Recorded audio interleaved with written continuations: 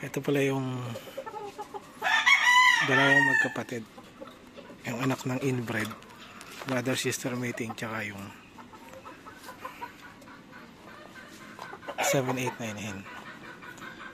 Dinayok sa kaibigan ko kanina umaga, binitaw ko.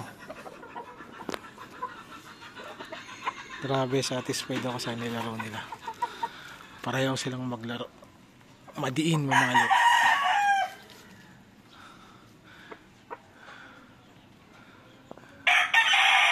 Galing sa brother sister mating na cock, 7-8-9 hen. Magkamag-anak lang sila. Ayun,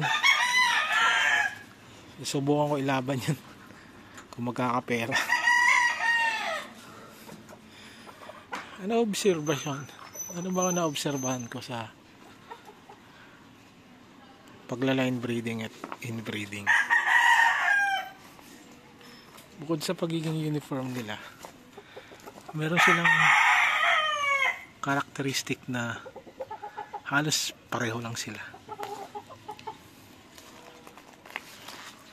Gusto ko lang i-ano sa inyo yung history ng linyada ng manok.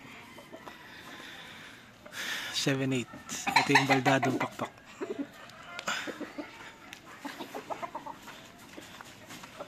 Ito yung 7-8 na isa.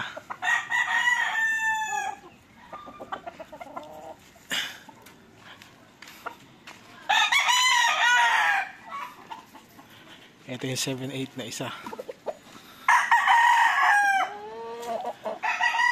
Ito yung 7-8 na inahin, kapatid nila. Yung pinaris ko sa inbred na lalaki. Ayan. Ito yung Parisian 7-8. Pinakakay ko lang yung puti na yun. Nasisiw. Ito yung isang 7-8. Apat yan.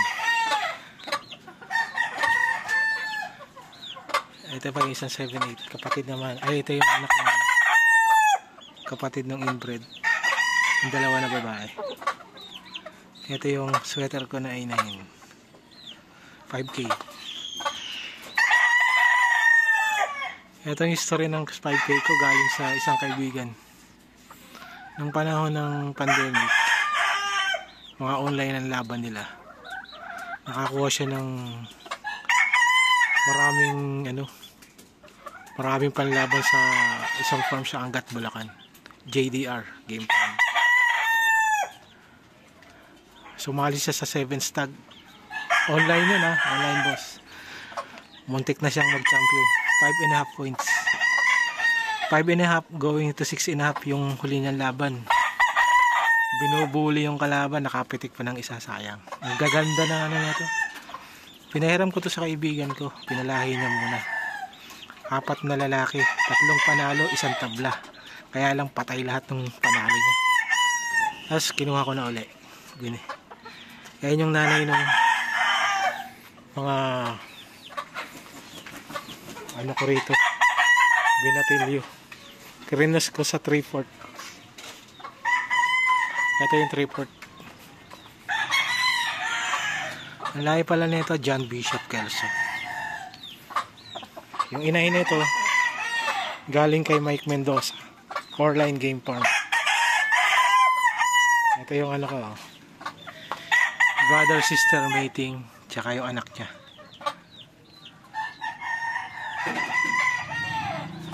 Anak niya yan sa 7-8 na inahin. Yung pinakita ko kanina. Bakit ko ginamit? Yan tong brother sister mating na to, sa 50-50 ko binalik. 50-50 brother sister mating ko na sila. Yung pinakalolo ng mga ano ko rito, sa 50-50 pa lang, kasi nakataan ko ang galing nilang ano, ang galing nila sa malubong ng paa. Walang ano, meron yung ano kapatid na ano na reject. Hindi naman reject na reject, ayoko lang yung kulay. Yung isa nun, yung sinasabi ko sinay na bagsak yung ano, ay kapatid pala nito. Nakadalawang panalo sa topada kasi walang ano rin dati, panahon ng pandemic. Ang bibilis pumatay nito. Grabe. Pag pumalo to, sigurado hindi ka lalagyan.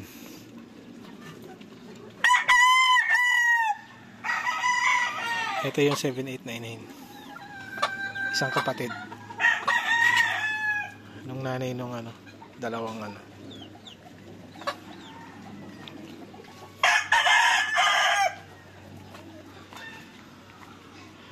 Ano observation ko sa kanila? Kailangan lang talaga pag ano eh. Pag magla-line break ka, pipiliin mo rin talaga.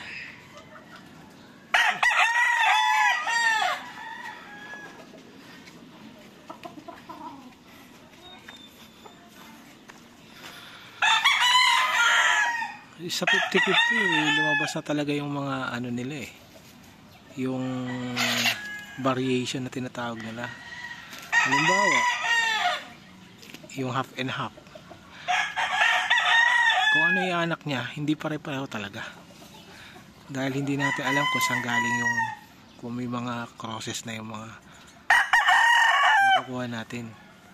Yung tatay pala nito, broadcock, galing sa farm kay Nagarayam. Moonwalker sweater. Na-acquire ko lang yun sa kaibigan. Yan. Yan isa-isa. Gandang manok. 7/8. Yan, magkapatid sila.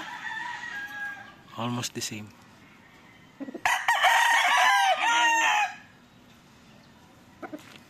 Naunang labas na ito. Unang pares ko dun sa inahin. Grabe. Dami kong ni-reject. Dami kong ni-reject dun. Yung inbreeding ko nga brother sister. May lumabas na pilipit yung paa, pilipit yung tuka. Pero pagdating ng 3/4, hindi pa talaga sigurado. Meron pa rin lumalabas. Pero pagdating ng 7/8, halos pare-pareho. Maniwala kayo sa tindi, halos sa 4 na to wala kang itulak parang wala kang itatapon. Meron silang pagkakaiba konting-konti lang, pero para sa akin gagawa ka ng pamilya, wag mo itapon sila kasi pagdating ng 7/8 naghihiwa-hiwalay na yung ano nila engines nila although magkakamukha sila ng itsura, meron pa rin silang pagkakaiba. Gaya nung isang ito talagang ano lang to, pag pinasok mo breaking ka ng high. Ito naman pag mabilis yung kalaban, kasabay rin niya sa bilis. Ito namang isang to, kaya niya mag-break ng 3 sunod-sunod na pareho ng lakas. Pasukin mo siya ng 3 beses, kaya niyang mag-break ng malakas. Kaya sabi ko talaga naghihiwa-hiwalay sila Ito naman, ang karakteristik nito, grabing ganda ng katawan nito. Magaling din.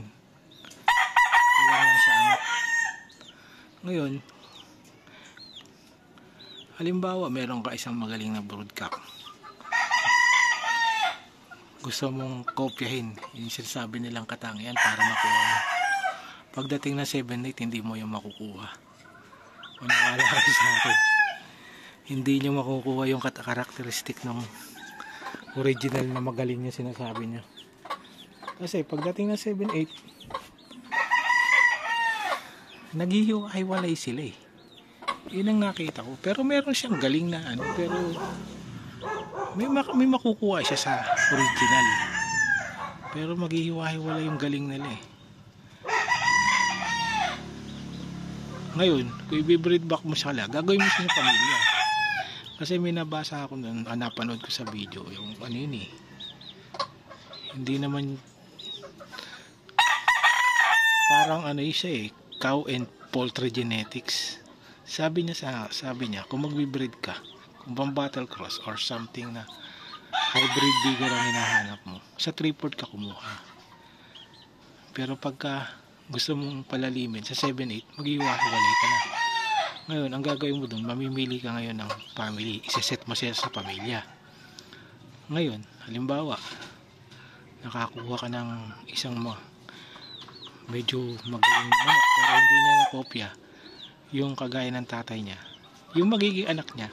Halimbawa ito, para bang nakuha niya na yung, hindi mo talaga magkakopya ng gayang-gaya yung original eh. Halimbawa ito na pinakamalapit, yung magiging anak nito, ipares mo ngayon dito sa pakapatid niya isa na 7/8. Halimbawa yung kakulangan ng isa, nakita mo may kulang para bumalik, ibalik mo dito. Yun ang obserbasyon. Kasi isang ano sila eh, naghiwa-hiwalay eh. Pagsasama-samahin mo na lang. Kasi yung isang galing ng manok, halimbawa mananalo, kombinasyon na yun eh. Pinagsama-sama na yun eh. Ngayon pag nag-line breeding ka, maghihiwa-hiwalay yun. Ikaw na lang ang uling magbubo, parang puzzle.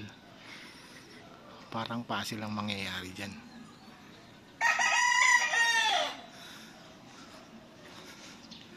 Ganun ang tingin ko dyan. Ito, experiment ko to.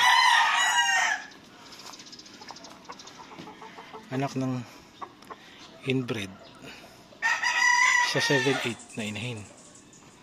Ngayon susubukan ko sila, yung isa rito super eh,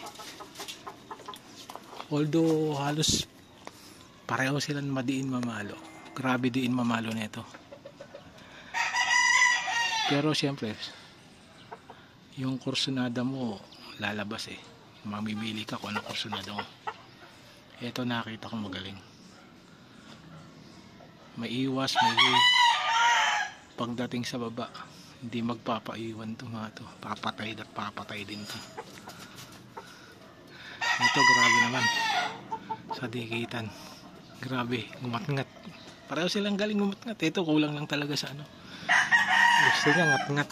Sabagay unang bitaw pa lang na ano eh, malalaman ko pa yan. Susubukan ko para ilaban kahit na medyo malalim yung pagkaka-breeding nila. Titignan ko kung kakalas. Gaganda John Bishop. Ito lang obserbasyon ko sa kanila. Ewan ko kung may mapupulot kayo. Subukan nyo mag-inbred, huwag kayong matakot. Google lang kayo talaga ng panahon. Wala lang akong pera, kundi eksperimentohan ko talaga sila eh.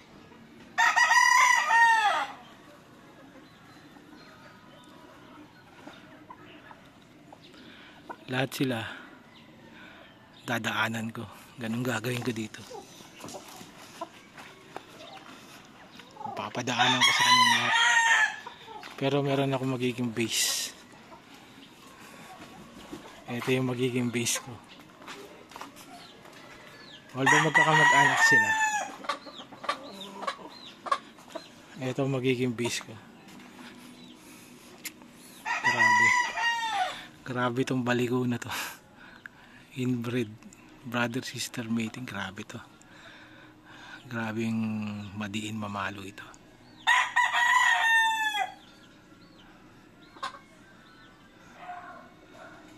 Gaganda oh.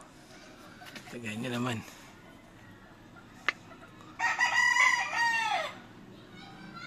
Subukan nyo, baka ano, para hindi na magano, hindi na kayo bumili ng mga materialis nyo.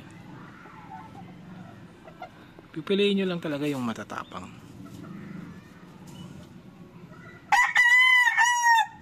Ang dami ko na-reject dito sa bagay, marami rin ako na-reject eh. Nagsimula ako i-breed to 2000 ba, pandemic na, March yata, April. Ngayon, sila lang yun. Mula sa dalawang pares lang, isang inahin, isang tandang. Ganda.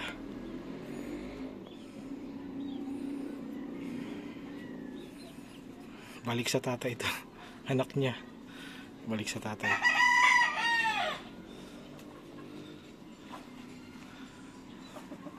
Three-fourths.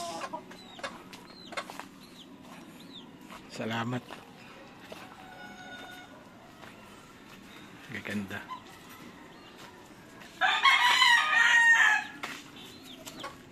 Triple jump tawag ko dito eh.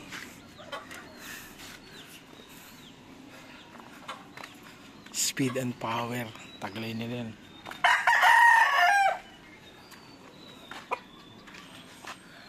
Speed and power. Salamat.